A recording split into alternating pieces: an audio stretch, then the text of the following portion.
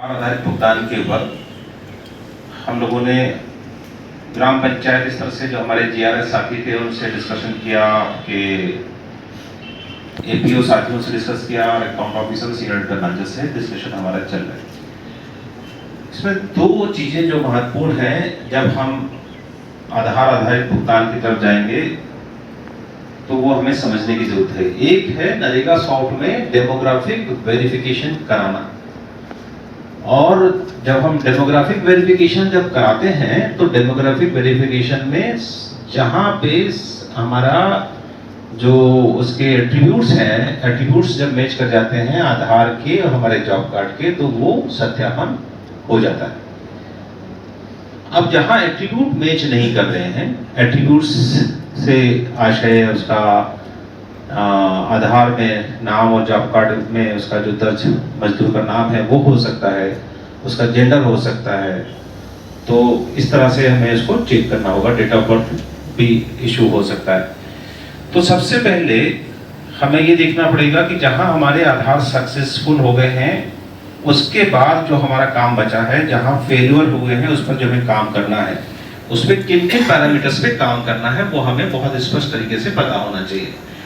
तो पहला कारण जो आपको देखना पड़ेगा, एट्रीब्यूट्स में क्या आता है, तो नाम इट शुड बी मैच, मतलब आधार में जो नाम दर्ज है और जो नाम आपका जॉब कार्ड में मजदूर का नाम दर्ज है उसमें मैचिंग होना चाहिए। अगर मिसमैच हो रहा है और आप उसको जिला स्तर से ठीक करने का ये प्रावधान आपको दिया गया है, उसको आप ठीक कर सकते हैं। लेकिन एट्रीब्यूट भी जो है उसको चेक करने से भी पहले सबसे पहले जरूरी है कि पहले आप अद्यतन जॉब कार्ड देख ले, अद्यतन आधार क्या है उसका, अद्यतन आधार में क्या नाम लिखा हुआ है। सबसे पहले तो अद्यतन आधार देखने के लिए जो लिंक आपको सामने दिख रहा है myaadhar.uid, ठीक है, .gov.in, तो यहाँ से आपको व्यक्ति का आधार, जैसे मेरा आधार का अद्यतन आधार क्या है मैं निकालना चाहूँ तो इस लिंक से मैं निकाल सकता हूँ। तो डेफिनेटली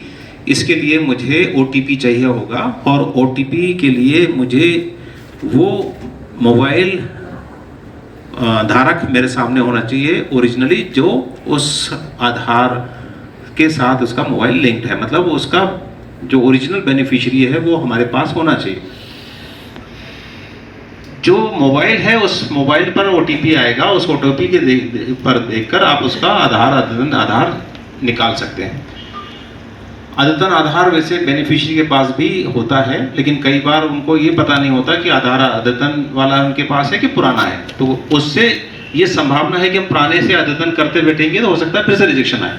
तो सबसे पहली एक्सरसाइज तो हम जो करें वो ये करें कि myaadhar.uid.gov.in से हम पहले अद्यतन आधार की पुष्टि कर लें कि एक्चुअल क्या है, फिर उसमें पैरामीटर्स चेक कर लें कि डेट ऑफ बर्थ वगैरह बाकी पूरे एट्रीब्यूट्स में आधार में दर्ज हैं कि नहीं है। अगर वो भी नहीं है तो पहले उसका आधार को दुरुस्त करें, जो बेस डॉक्यूमेंट है वो सबसे पहले दुरुस्त करें, बाद में उससे जुड़ी हुई चीज़ों को हमें दुरुस्त करना है। तो ये अद्यतन आधार की कॉपी अगर हमारे पास होगी तो बाकी चीज़ें हमारी करना फिर आसान हो जाएंगी। तो पहली स्टेप कि अद्यतन आधार हमारे पास होना चाहिए, स्टेप नंबर 1, उसको लेने की प्रक्रिया आपको बताई गई। अब आपने जब आधार अद्यतन ले लिया तो अब उस अद्यतन आधार से फिर हम अपने नरेगा डेटाबेस के अंदर जाके देखेंगे कि कौन कौन से एट्रीब्यूट मैच कर रहे हैं, कौन से एट्रीब्यूट मैच नहीं कर रहे। पहला एट्रीब्यूट है कि उसमें नाम का मिसमैच होना, मतलब आधार अद्यतन आधार में नाम और हमारे जॉब कार्ड में मजदूर का नाम में अंतर है। अब उसका अंतर को ठीक करने के लिए ये ऑप्शन नरेगा सॉफ्ट के DPC लॉगिन पर दिया गया है। तो नाम सुधार करने के लिए आपको पंचायतों से विस्तृत विवरण मंगाना पड़ेगा कि उसका आधार में अद्यतन आधार में नाम ये है और हमारे जॉब कार्ड में वर्कर का नाम ये है, इसमें ये सुधार अपेक्षित है। वो जानकारी आप अपने पास जिले पर मंगाएंगे, और ये ऑप्शन जो है आपको जो नाम सुधारने का जो ऑप्शन है वो आपको DPC लॉगिन पर update Aadhaar of worker whose name in job card and Aadhaar card are mismatched, ये ऑप्शन आपको दिया गया। इस ऑप्शन का यूज कर लेंगे और इस ऑप्शन से आप नाम करेक्ट कर लेंगे। साथ ही साथ ये भी देख लेंगे कि जेंडर में तो उसमें कोई बदलाव नहीं है, तो ऐसा नहीं हो कि पहले हम नाम चेंज करने के लिए भेजें फिर जेंडर क्लिक करें। तो जेंडर, नेम और उसके जितने भी एट्रीब्यूट हैं एक बार चेक कर लें, और जो एट्रीब्यूट जिस डिस्ट्रिक्ट लेवल से दुरुस्त होना है उनको एक साथ बनाकर भेज दें। तो डिस्ट्रिक्ट लेवल पे जो ऑप्शन है, एक हमारा नाम चेंज करने का है और जॉब कार्ड चेंज करने का, जॉब कार्ड में जेंडर चेंज करने का है। तो ये दोनों चीज़ों को, दोनों एट्रीब्यूट्स की करेक्शन करने के लिए जितने भी जॉब मजदूर हैं उनका विवरण बनाकर एक साथ जिले को भिजवा दें। ठीक है, मुझे लगता है कि इससे जो हमारे बचे हुए हैं केसेस हैं वो लगभग 50% इससे निराकरण हो जाएगा। जब हम जेंडर चेंज करेंगे तो डेफिनेटली उसमें उसके रिलेशंस में बदलाव होगा, एट्रीब्यूट्स में बदलाव होगा। फॉर एग्जांपल, अभी वो व्यक्ति अगर फैमिली में बेटा था अभी और उसके जेंडर में अगर आपने चेंज कर रहे हैं तो वो बेटा नहीं रहेगा, बेटी हो जाएगा, समझ रहे हैं? तो ऐसी कंडीशन में उसका एट्रीब्यूट भी चेंज करना पड़ेगा आपको, राइट? एट्रीब्यूट, जेंडर ऐसी चेंज नहीं होगा, एट्रीब्यूट चेंज करना पड़ेगा, एट्रीब्यूट के साथ साथ फिर जेंडर चेंज करना है, क्योंकि दोनों आपस में इंटरलिंक्ड ऑपरेशन है, राइट? जब आप ये काम कर लेंगे तभी आपका जेंडर चेंज करने की एक्सरसाइज हो सकती है। तो name and gender both are important, careful करना है, समझदारी से करना है, और उसको आप जब कर लेंगे और उसके बावजूद भी अगर ये करने के बाद अगर आपका वेरीफाई सक्सेसफुल हो जाता है तो योर जॉब इज डन। इसके बाद नहीं हो रहा है और आपको आ रहा है कि उसमें कोई बदलाव है, तो फिर आपको देखना पड़ेगा कि उसके बायोमेट्रिक्स वगैरह में कोई अद्यतन करने की कोई रिक्वायरमेंट तो नहीं है। आधार में, वो आधार में भी आप दुरुस्त कर सकते हैं, उसको करवाने की एक्सरसाइज कर सकते हैं। अब नरेगा सॉफ्ट में ये एट्रीब्यूट तो सही है लेकिन वो व्यक्ति डुप्लीकेट है। ये एक हमारी इंटरनल समस्या है। इसमें ये ना तो सॉफ्टवेयर की समस्या है ना आधार की समस्या, ये हमारी इंटरनल समस्या है। तो इस इंटरनल समस्या से कैसे निपटें, उसके लिए जो डुप्लीकेशंस को रिमूव करने की जो एक्सरसाइज है वो हमें करना होगी। तो डुप्लीकेशन 2-3 तरह से हो सकता है। पहला डुप्लीकेशन होगा जब हमारा जो फैमिली है और वो फैमिली हमने जब स्प्लिट किया और स्प्लिट करके उसको ABCD बनाया, उस वक्त हम ये भूल गए कि उसका नाम ओरिजिनल डेटाबेस में भी था, ओरिजिनल जॉब कार्ड में भी था, और उसका एक नया जॉब कार्ड भी हमने बना दिया। किसी भी कारण से बना, किसी अभियान की वजह से बनाया है, चाहे प्रधानमंत्री आवास की वजह से बने या अन्य कारणों से बने। ऐसी स्थिति में अब हमें, जब हम जॉब कार्ड उस वर्कर के साथ जब हम उसका आधार डालेंगे तो वो कहेगा ऑलरेडी एग्जिस्ट। जब ऑलरेडी एग्जिस्ट है तो हमें ये देखना है कि जिस व्यक्ति का ऑलरेडी एग्जिस्ट आ रहा है उसका जॉब कार्ड, उसका जॉब कार्ड नंबर क्या है, तो वो आपको बता देता है ऑलरेडी एग्जिस्ट में कि ओरिजिनली कहाँ पर है, बताता है। ठीक, ये पता होने के बाद कि ये व्यक्ति वही है, ओरिजिनली वही है जो नवीन जॉब कार्ड में है, मतलब दोनों व्यक्ति सेम हैं। तो दोनों के एट्रीब्यूट अगर सेम है, दोनों के नाम डिटेल सब सेम है, तो ऐसी कंडीशन में स्प्लिट करेंगे। तो स्प्लिट करेंगे और स्प्लिट करने के बाद उसको, उस व्यक्ति को वहाँ से पुराने वाले में से डिलीट करेंगे। वो आपको जो आधार है स्प्लिट फैमिली से नए वाले आधार, उसमें जो अभी उसने नया बनाया है उस पर वो आ जाएगा और पुराना वाला नाम उसमें से डिलीट होगा। डुप्लीकेशन एक स्तर से वहाँ पे खत्म होगा। दूसरा डुप्लीकेशन यह हो सकता है कि त्रुटिवश आधार किसी दूसरे जॉब कार्ड पर उसने डाला हो जो उससे कोई संबंध नहीं रखता हो। ऐसे केसेस में ऑप्शन दिया गया है रिमूव आधार, एडिट, रिमूव रॉन्गली आधार, ये DBC लॉगिन पे भी है, और एडिट अपडेट रॉन्गली एडिट आधार, ये PO लॉगिन पर भी है नरेगा सॉफ्ट में। तो जब नरेगा सॉफ्ट के हम इस ऑप्शन को यूज करेंगे तो हमें पुराना वाला आधार को पहले ठीक करना पड़ेगा जहां पे रॉन्गली उसने डाला हुआ है। ठीक है, जैसे उदाहरण के तौर पर रामलाल का आधार किसी श्यामलाल पे डाला हुआ है जो दूसरी फैमिली से है। तो पहले श्यामलाल का आधार आपको ठीक करना होगा, वेरीफाई करना होगा, तभी वो फ्री होगा नए उसमें रामलाल पे डालने के लिए। ठीक है, ये आपको करना पड़ेगा। तो पहले आप श्यामलाल के आधार को सही करके वेरीफाई करिए। तो जो रामलाल का आधार था वो अब वो फ्री हो गया, अब वो जो गलत पहले डाला था वो फ्री हुआ। अब आप रामलाल में डालेंगे तो डेफिनेटली वो एक्सेप्ट करेगा। तो आपके दो आधार एक साथ सही हो जाएंगे, जो रॉन्गली डाला था वो भी सही हो गया और जिसको सही डालना था वो भी सही हो गया। राइट, तो डुप्लीकेशंस आपका दो स्तर से हो गया, एक स्प्लिट फैमिली का डुप्लीकेशन, एक रॉन्गली इंटर करने का डुप्लीकेशन। ठीक है, एक और डुप्लीकेशन होगा कि वो व्यक्ति ही उसने डुप्लीकेट कर दिया है, आधार गलत नहीं किया है, आदमी को ही डुप्लीकेट कर दिया है और फैमिली अलग अलग है, फैमिली अलग है ना। उसको डिलीशन करने का जो प्रोसेस है वो आपको पता है, उसको डिलीशन करके उसका आपको आधार सही जगह पे डालना है।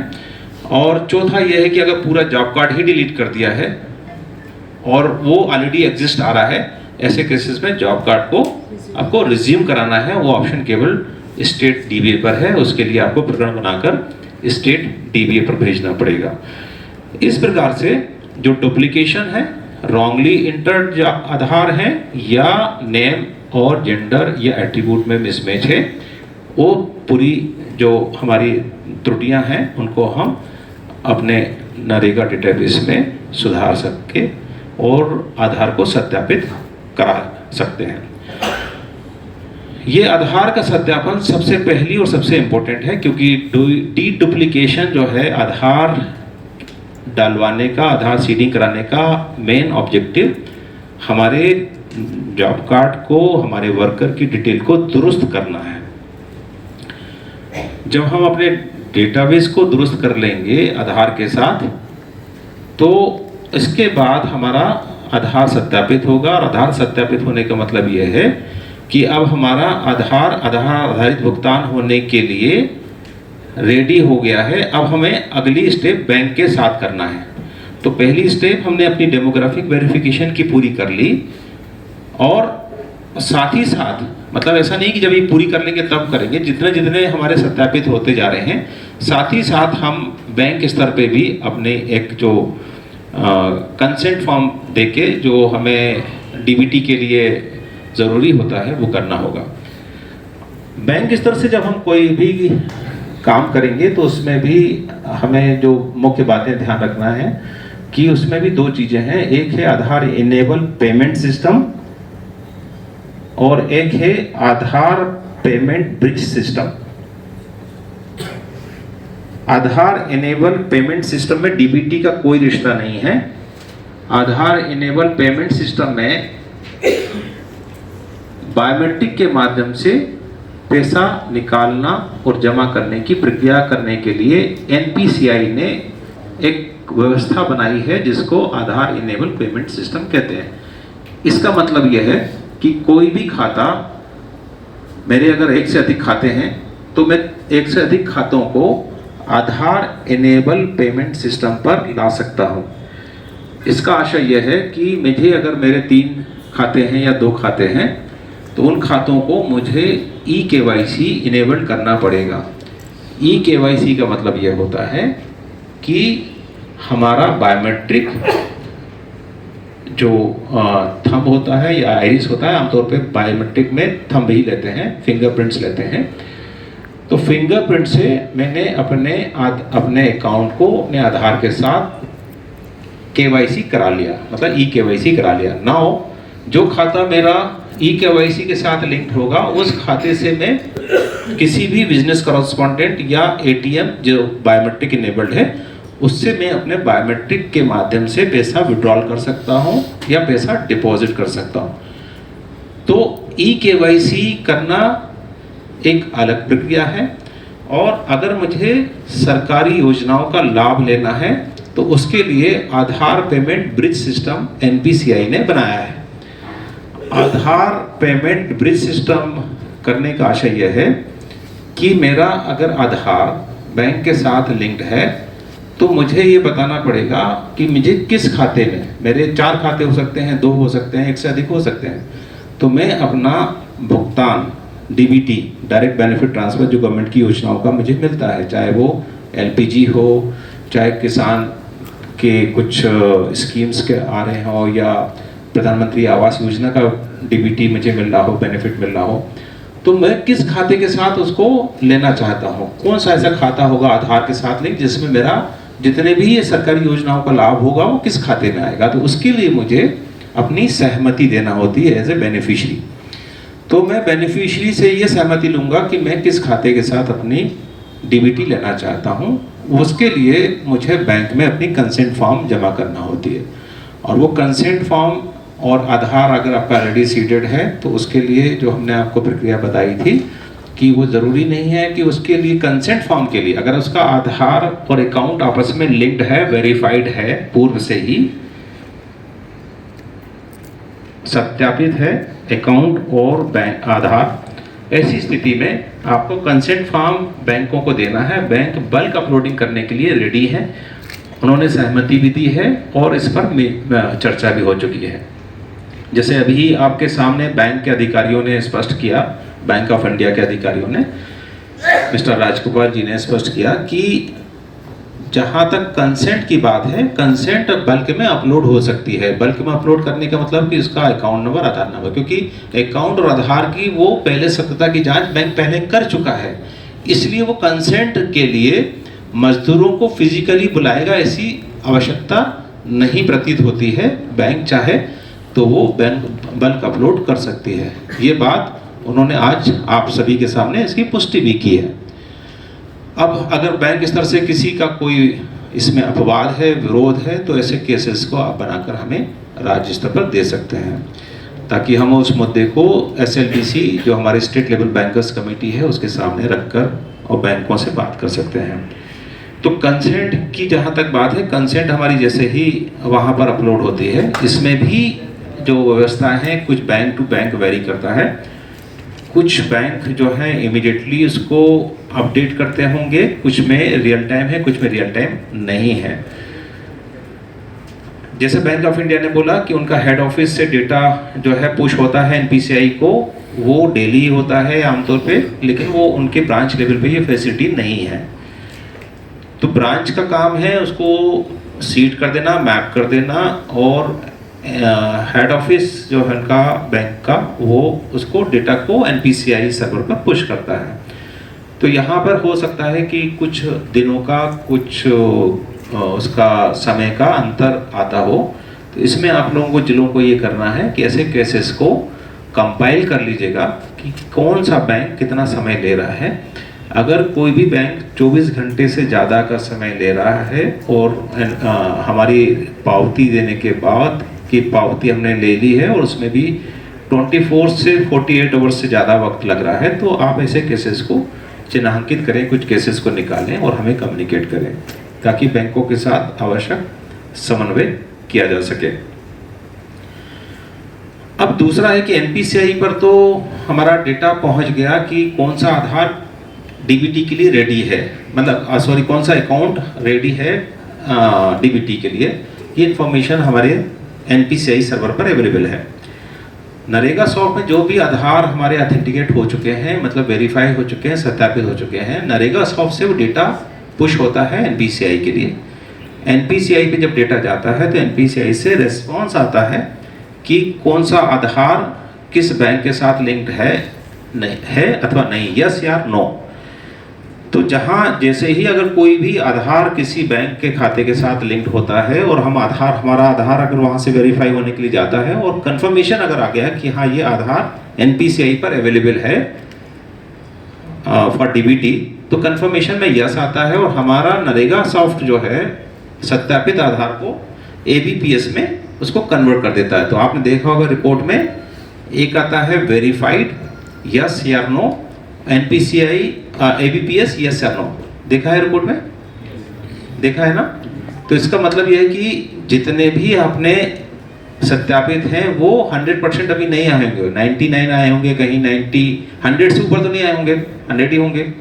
तो जितने सत्यापित होते जा रहे हैं उतना ही हमारा वहाँ पर जो है एक्चुअल में कन्वर्शन आना चाहिए, ये हमारे लिए अचीवमेंट होगा अगर 100% आता है। अगर 100% नहीं आता है, अगर से हमने 100 में से 100 जॉब कार्ड हमारे वर्कर में से 99 को हमने वेरीफाई कर दिया और 99 ही ABPS में बदल गए तो हमारा सक्सेस रेट 100% है।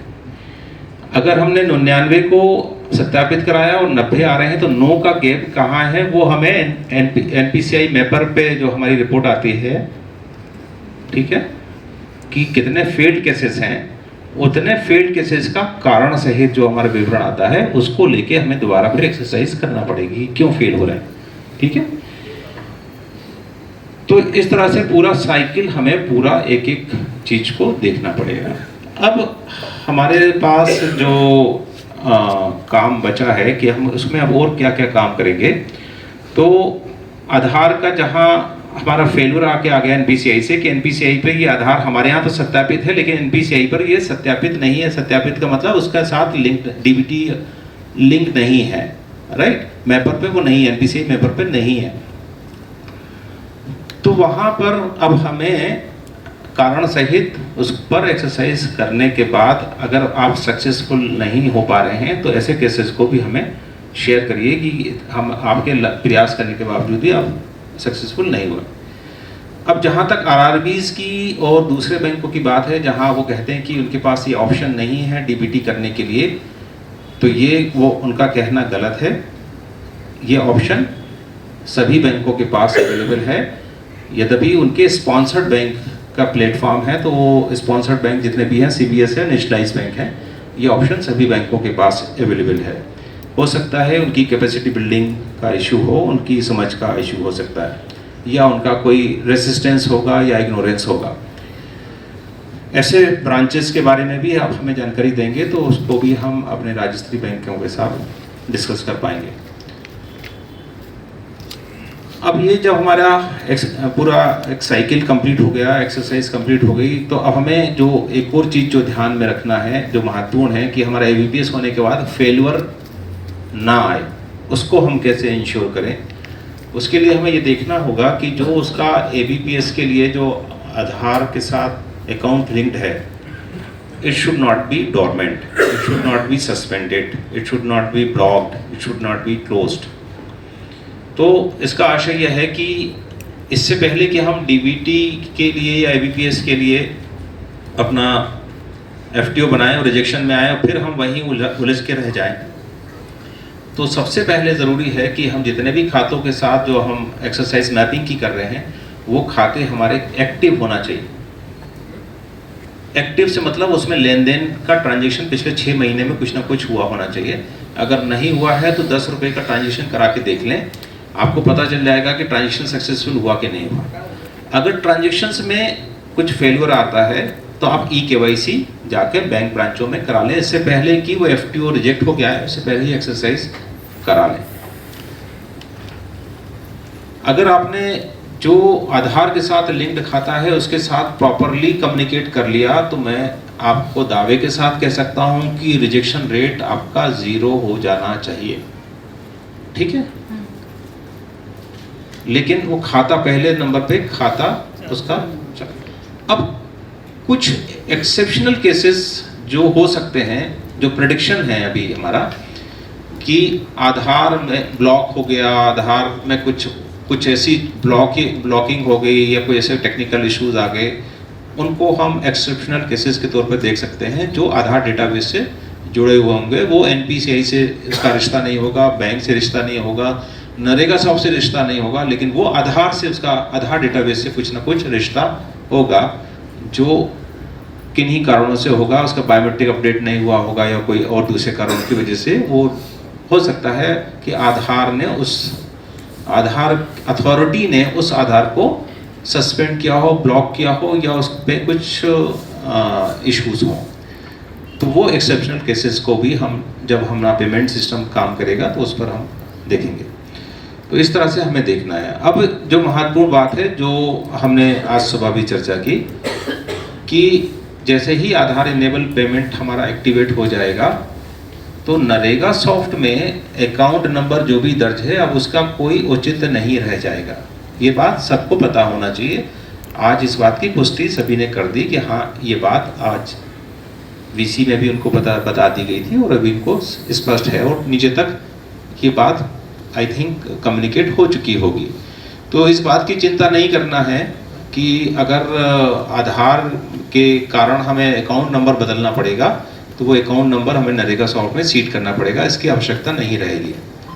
क्लियर होना चाहिए सभी को। और दूसरा ये कि जब हमारे जो नरेगा सॉफ्ट में जो अकाउंट नंबर है, ज़रूरी नहीं है कि हमें उसी अकाउंट नंबर को ही आधार के साथ लिंक करना है। ये दोनों कन्फ्यूज़न अब किसी को नहीं होना चाहिए आई थिंक, है ना।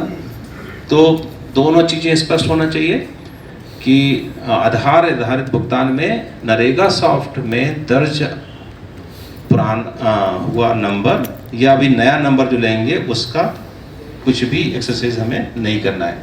तो जब भी रिजेक्शन भी आएगा तो जो अनफ्रीजिंग का जो हम पहले जूझते थे कि अकाउंट नंबर बुलाना उसको ठीक करना, उन सब चीज़ों से अब हम बरी हो जाएंगे। एक तरह से वो काम हमारा ख़त्म हो जाएगा अकाउंट अपडेट करने का। जो भी काम करना है वो कहाँ करना पड़ेगा, जब भी रिजेक्शन आएगा तो हमें बैंक स्तर से जाके काम कराना पड़ेगा, राइट। तो इस तरह से हमें ये कामों को करना होगा। अब हम डिटेल में एक एक चीज़ को और एक एक्सप्लेन कर देते हैं और एक एक केसेस को देखकर, जैसे कि कुछ नाम वगैरह में चेंज करना है तो इसका एक लाइव एग्जांपल्स भी आपको हम दिखाते चलते हैं। ठीक है, थैंक यू। पेमेंट इम्पोर्टेंट कर दिया, मतलब अनिवार्य कर दिया। प्रधानमंत्री आवास में भी ये अनिवार्य कर दिया सर। तो इधर हम आधार कार्ड लिंक कर देंगे नरेगा में, तो प्रधानमंत्री आवास की भी राशि उसी अकाउंट में जाएगी। यस, प्रधानमंत्री आवास की भी उसी में जाएगी और अन्य योजनाओं की राशि भी एक ही खाते में जाएगी जो आधार से लिंक्ड है। करते हैं तो ऑरेंज कलर में एक आती है जिसमें लिखा रहता है Aadhaar verified but AUA of UAID, लेकिन उसके बाद भी वो ग्रीन नहीं होता है, वेरीफाई नहीं होता है। इस मैसेज के अनुसार तो ये है कि आधार तो वेरीफाई कर दिया है उसने, लेकिन उसके बाद भी वो वेरीफाई नहीं कर रहा है। हाँ, मतलब ये है कि अभी बेसिकली वो 100% आधार का ऑथेंटिकेशन UID डेटाबेस से अभी नहीं हुआ। जब तक वो ग्रीन नहीं होता है तब तक वो सक्सेसफुल नहीं माना जाएगा। ठीक है, तो आपको ऐसी कंडीशन में उसके एट्रीब्यूट्स जो है एक बार फिर से चेक करिए कि अद्यतन डेटाबेस है, अद्यतन आधार है, उसका डेटा और जॉब कार्ड में मजदूर का डेटे में एट्रीब्यूट्स प्रॉपर्ली मैच कर रहे हैं कि नहीं कर रहे, और उसका आधार में कोई त्रुटियां तो नहीं है। ये दोनों चेक करने के बाद दोबारा पुश करिए डेटा को। मान लीजिए कोई खाता है और वो NPCI में एक्टिव है यस है और वो बंद हो गया 2 साल पहले का, तो फिर यहाँ पर अपने आप स्टेटस नहीं, अगर आधार के साथ कोई लिंक्ड खाता है और वो डोरमेंट हो गया तो ऑटोमेटिक NPCI उसमें कुछ नहीं करता। NPCI जब ही उसमें कोई अपडेट करता है जब बैंक उसमें कुछ अपडेट नहीं करती। NPCI अपने एंड पर डेटा में कोई बदलाव नहीं कर सकता। ये बैंक की तरफ से रिक्वेस्ट आती है कि वो खाता बंद है, चालू है या डीलिंक है। ठीक है, तो आमतौर पे जो बैंक खाते का बंद होने का स्टेटस या डोरमेंट होने का स्टेटस बैंक और NPCI के बीच में शेयर नहीं होता है। यद्यपि अगर एक बैंक का खाता बदल के दूसरी बैंक खाते में होता है तो उसका स्टेटस NPCI पर अद्यतन होता है। तो कहने का आशय यह है कि NPCI पर केवल ये जानकारी अद्यतन बैंक करते हैं कि वो कौन सा बैंक खाता आधार के साथ DBT के लिए लिंक्ड है, उसका स्टेटस को NPCI नहीं करता है। तो उसमें कंडीशन यही है कि आप उस खाते को जो आधार के साथ लिंक है उसको आप KYC करा लें एक बार और उसमें ट्रांजेक्शन करा के देख लें कि वो ट्रांजेक्शंस उसमें सक्सेस हो सकता है 2016 2015 से कोई ट्रांजेक्शंस ना हुआ हो। तो जब भी आप कोई भी ट्रांजेक्शंस कर रहे हैं उससे पहले एक बार उसमें लेन देन करा के खाते में देख लें कि वो सक्सेसफुल लेन देन हो रहा है। सक्सेसफुल लेन देन होने का आशय यह है कि वो खाता चालू हालत में है। अगर उसमें लेन देन में कोई दिक्कत है इसका मतलब वो खाता या तो डोरमेंट हो गया है या वो इनएक्टिव हो गया है। तीसरा ये ब्लॉक भी करते हैं, कई बार ऐसा भी होता है कि बैंक खातों को मतलब ब्लॉक भी कर देते हैं।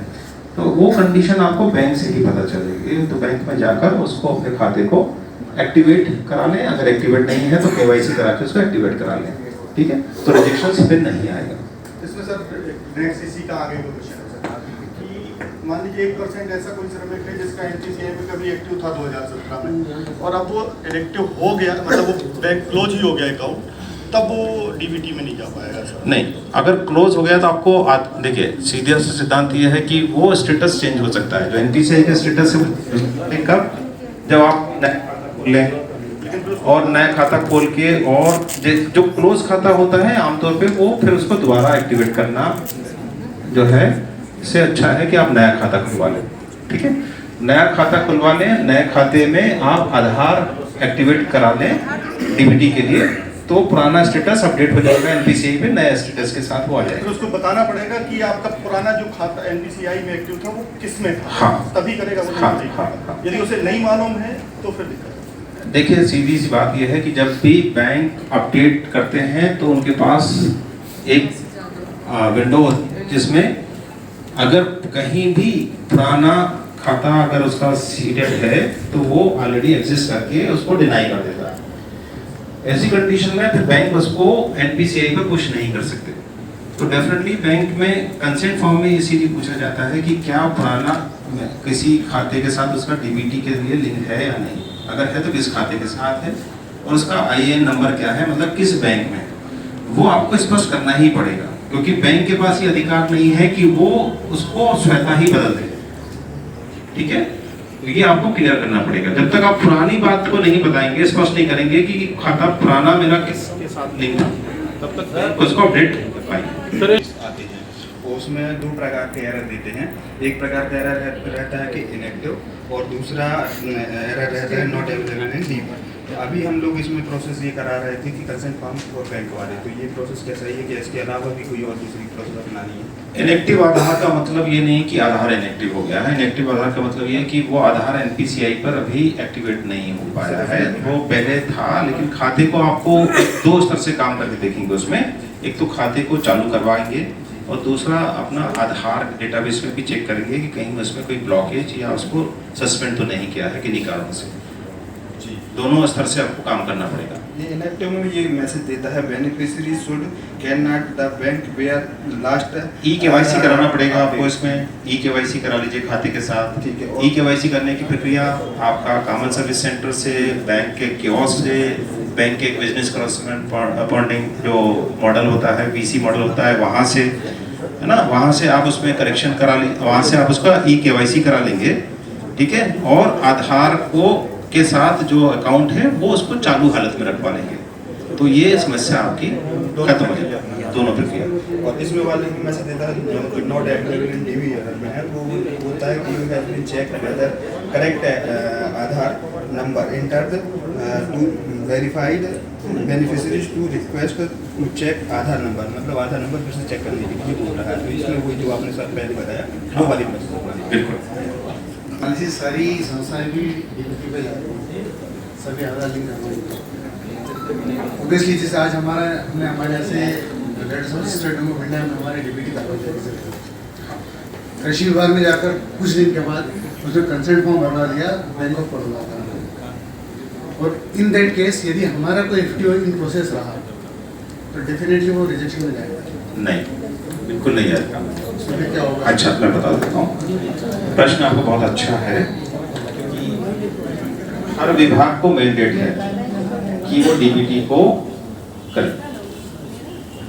जितने भी विभाग में आपकी सरकारी योजनाओं का लाभ एक तरह से सब्सिडी के तौर पे दिया जाता है, वो DBT के तहत आते हैं।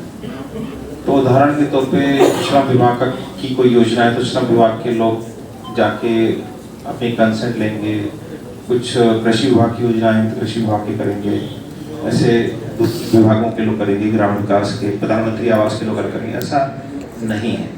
लेकिन क्योंकि अभी क्लियरिटी नहीं है तो सब अपने अपने आइसोलेशन में काम करते हैं, और ये संभावना जो आपने कही है बनेगी, वो बनती भी है। अल्टीमेटली आधार के साथ कोई अकाउंट लिंक रह सकता है, ठीक है। जो भी आधार के साथ लिंक होगा एनपीसीआई से पैसा उस खाते में चला जाएगा, रिजेक्शन होने का कोई सवाल नहीं। अगर वो एनपीसीआई पर लिंक्ड है, एबीपीएस फेल नहीं होगा, है ना। एबीपीएस फेल होने का चांसेस केवल जब खाता बंद होगा, डोरमेंट होगा, तभी होगा, स्विचिंग में नहीं है, राइट। तो उसका हमको स्प्लिट करवाना है मोगांव में। उसका 225 जॉब कार्ड सिवनी में था और यहाँ पे 38 भी है।